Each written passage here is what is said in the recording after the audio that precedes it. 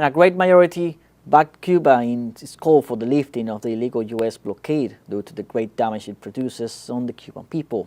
More on the personal, everyday struggles on these imperial measures with our colleague Belen de los Santos. For more than 6 decades, the United States, the world's greatest imperial power, have subjected Cuba to a cruel economic, commercial, and financial blockade.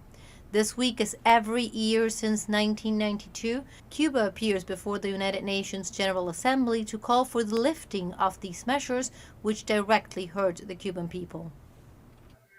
I was born in 1964, which means I have lived my entire life under the imperial blockade.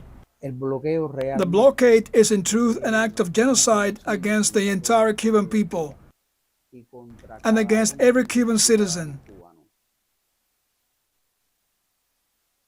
A simple aspirin,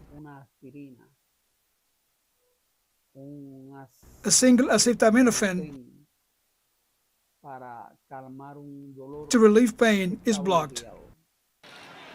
Just as armies have been doing since ancient times, blockades are an unconventional warfare strategy that uses restriction as a weapon against the people.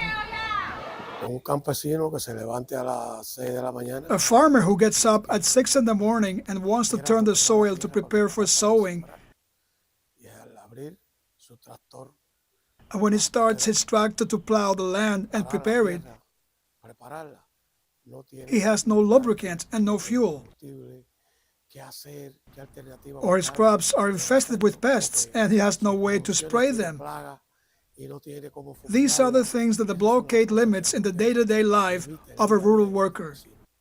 It is also important for the world to know that there is truly a civil society here, because there is a campaign claiming that there is no civil society in Cuba. But there is, and a thriving one, a diverse civil society across many sectors that participates in the design, implementation, and oversight of policies. Cuba estimates that the blockade causes losses of $7.5 billion for the state in just 1 year. These are resources that the country, even though it has one of the largest social budgets, cannot use to benefit those who need it the most. Heudis Vega is member of the board of the Cuban National Association of Blind People. The blockade prevents him from accessing the latest developments in artificial intelligence that could improve his quality of life. I think the first thing we need to be clear about is that today it is Cuba, but tomorrow it could be any other country that finds itself in the situation that Cuba has been in for more than 60 years.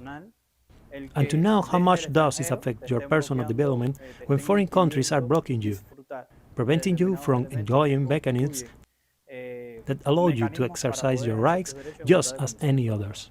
Year after year, the international community gathered at the UN General Assembly votes by an overwhelming majority to lift the blockade against Cuba.